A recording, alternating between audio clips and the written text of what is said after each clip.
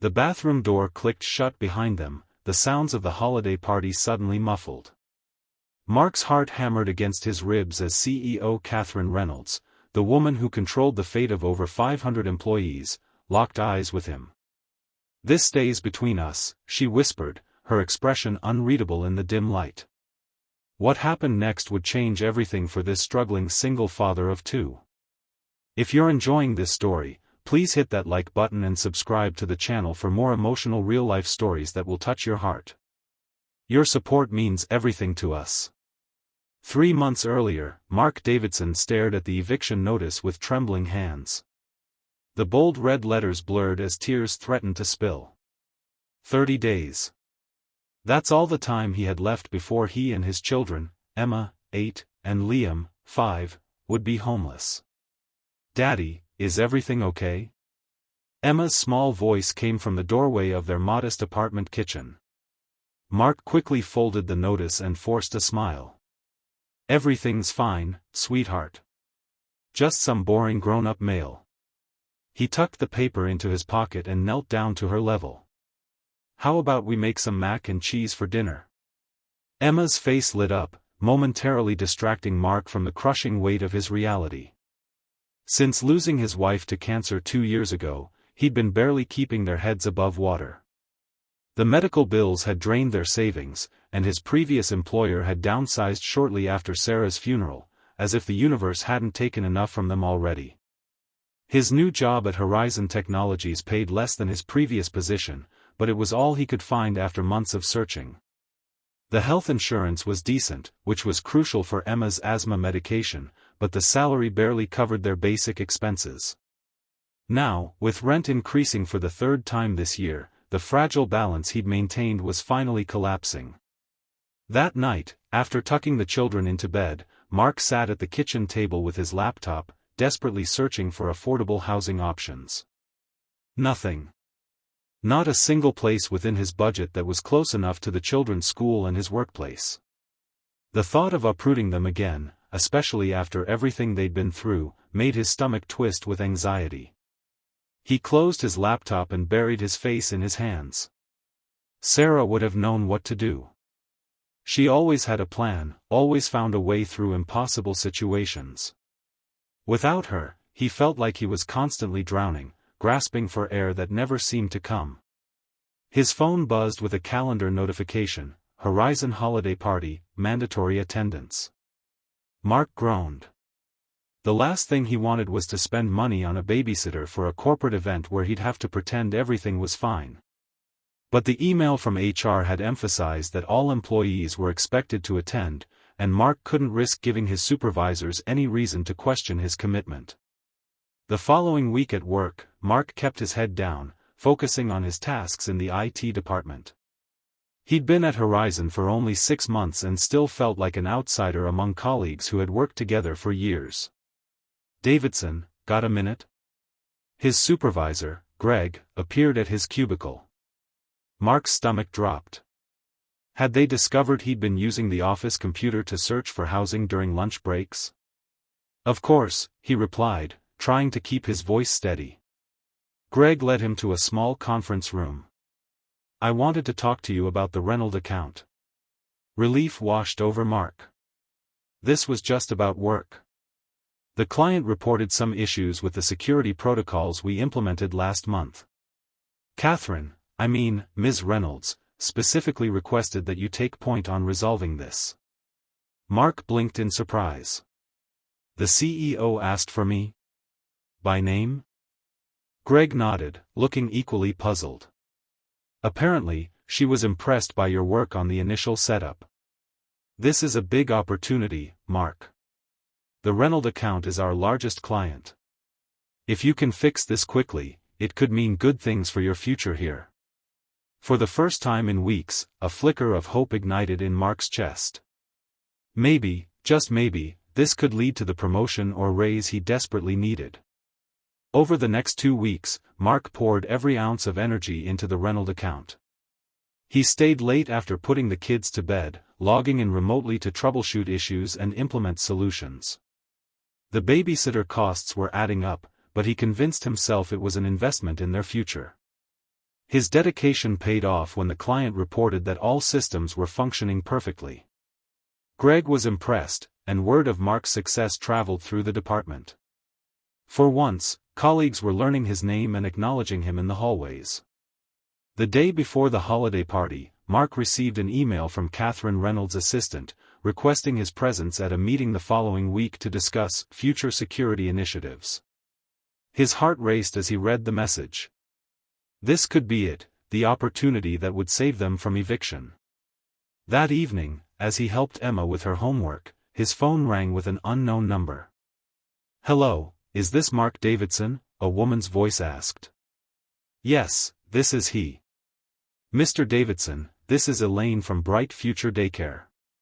I'm calling about your outstanding balance." Mark's throat tightened. The daycare had been patient with his late payments, but their patience was clearly running thin. "I understand, and I'm so sorry about the delay. I'll have the payment by next Friday, I promise." "Mr. Davidson, we've heard this before. I'm afraid if we don't receive payment by Monday, we won't be able to continue providing care for Emma and Liam." The world seemed to tilt beneath him. Without daycare, he couldn't work. Without work, they'd definitely lose their home. "Please," he whispered, stepping away so Emma wouldn't hear. "I'm expecting some good news at work. Just give me until next Friday." After a long pause, Elaine sighed. "Friday is absolutely the final deadline, Mr. Davidson. I'm sorry, but we can't extend it beyond that." After hanging up, Mark leaned against the wall, trying to steady his breathing. Everything hinged on this potential promotion now. He had to make a good impression at the holiday party and the meeting with Catherine Reynolds. The night of the party arrived, and Mark stood before his bedroom mirror, adjusting the tie he hadn't worn since Sarah's funeral. It felt like a noose around his neck, a reminder of how much had changed. "You look handsome, Daddy," Emma said from the doorway, her small face serious as she evaluated his appearance. Mark smiled, kneeling down to her level. "Thank you, sweetheart. Now, you be good for Ms. Rodriguez, okay? I won't be home too late. Will you bring me a cookie?"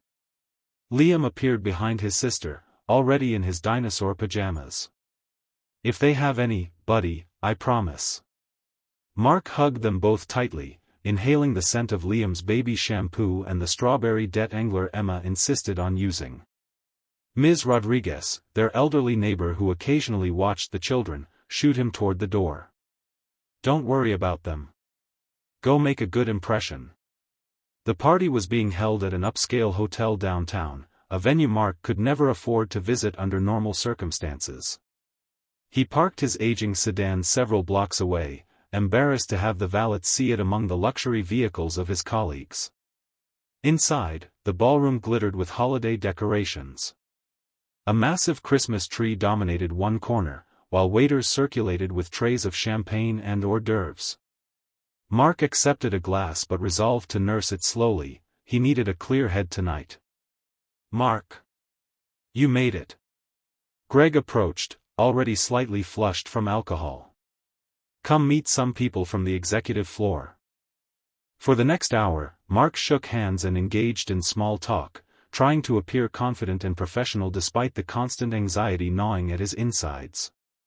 He was midway through a conversation with the VP of Operations when he felt a tap on his shoulder. "Mr. Davidson, I presume?"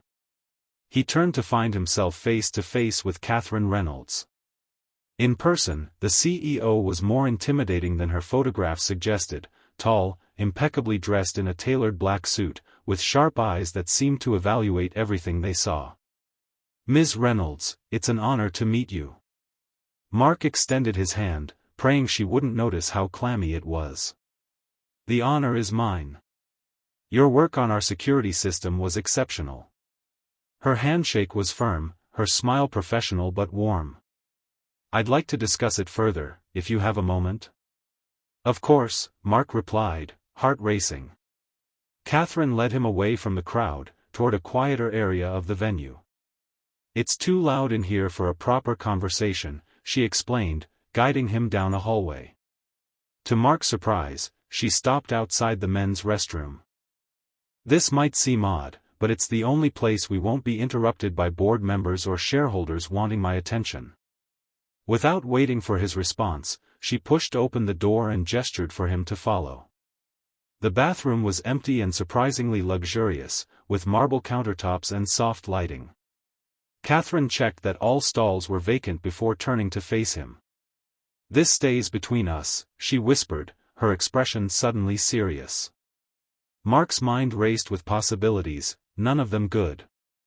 Was she about to fire him? Had he made some catastrophic error in the security system that only now had been discovered? Catherine took a deep breath. "I know about your situation, Mark." His blood ran cold. "My situation? I make it a point to know about the lives of exceptional employees. You're a widower raising 2 young children alone. You're facing eviction. The daycare is threatening to drop your kids if you don't pay by Friday." Mark stared at her, speechless.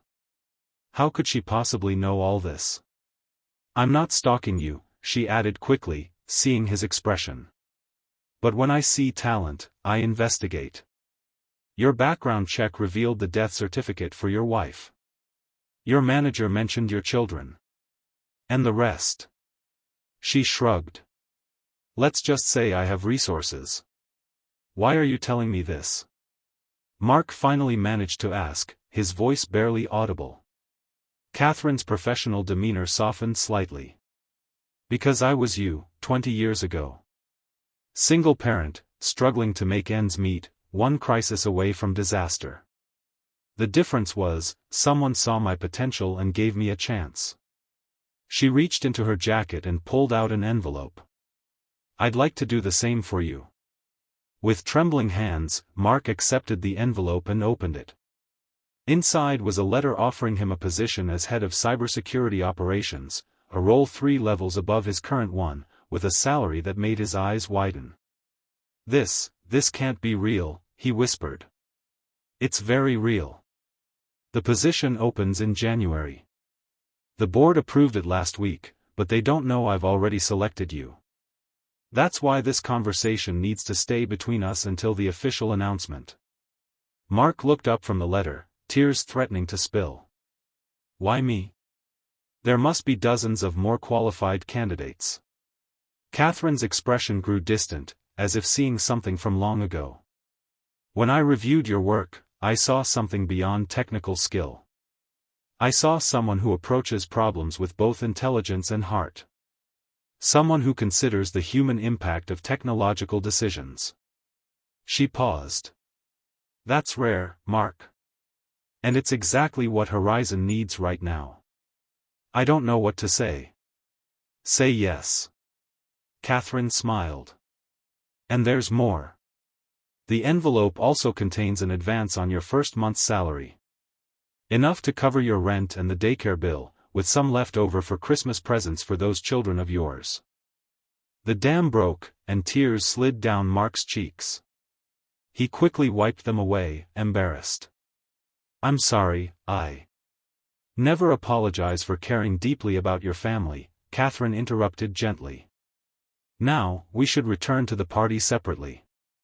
Remember, not a word until January." Mark nodded, still clutching the envelope like a lifeline. "Thank you. I don't know how I'll ever repay this." Catherine reached for the door, then paused. "My mentor once told me that the only repayment required was to recognize potential in others and give them the same chance when the time came." Her eyes met his. "I expect you to do the same someday, Mark." With that, she slipped out of the bathroom, leaving Mark alone with the future he'd thought impossible just minutes before. The rest of the evening passed in a blur. Mark mingled and smiled, all while feeling the weight of the envelope in his jacket pocket, not a burden, but a promise. When the party finally wound down, he retrieved his car and drove home with tears of relief occasionally blurring his vision.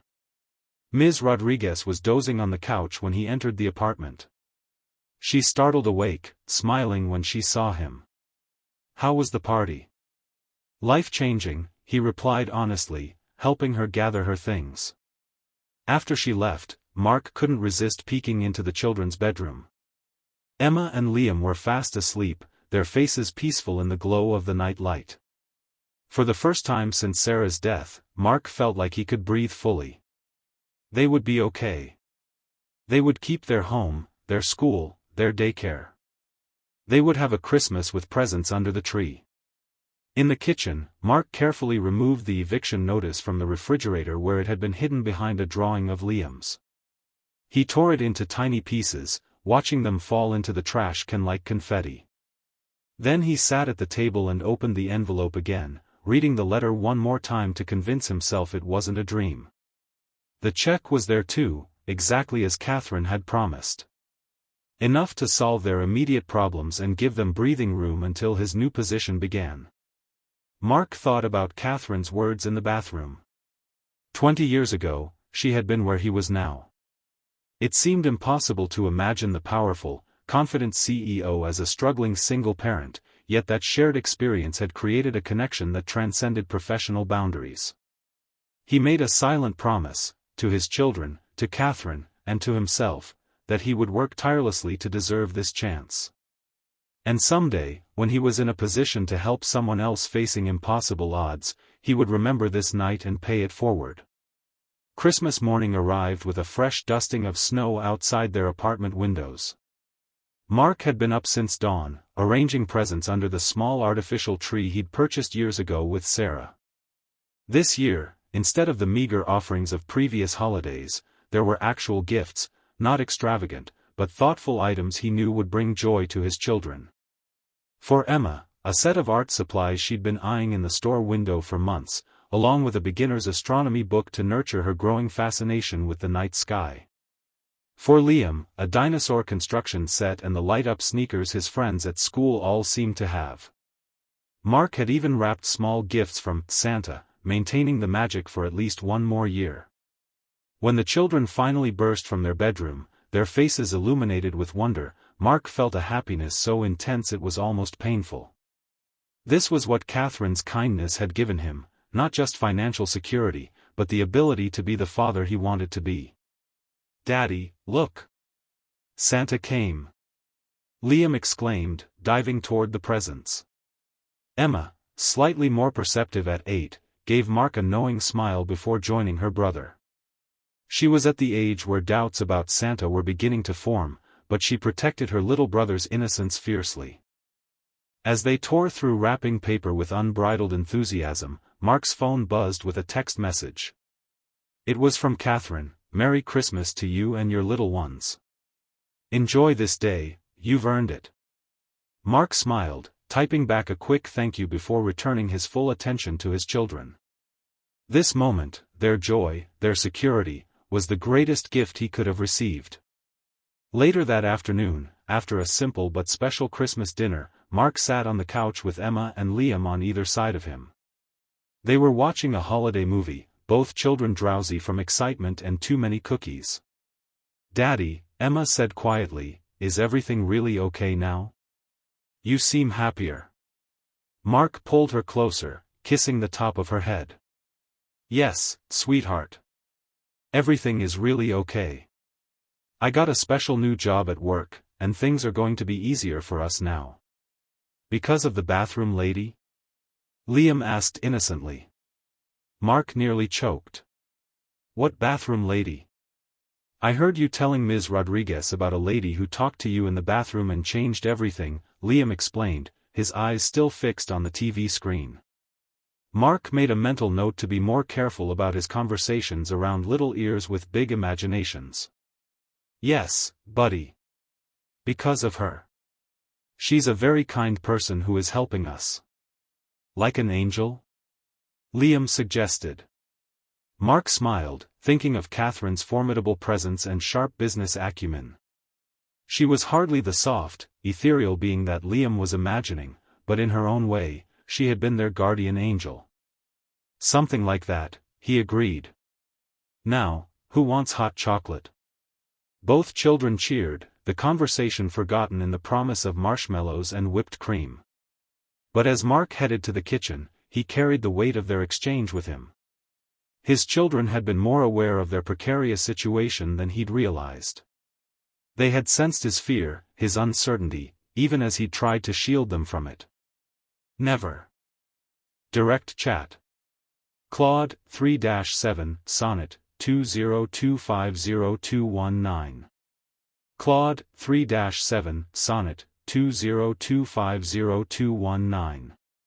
I apologize for the abrupt ending. The story was cut off mid-sentence.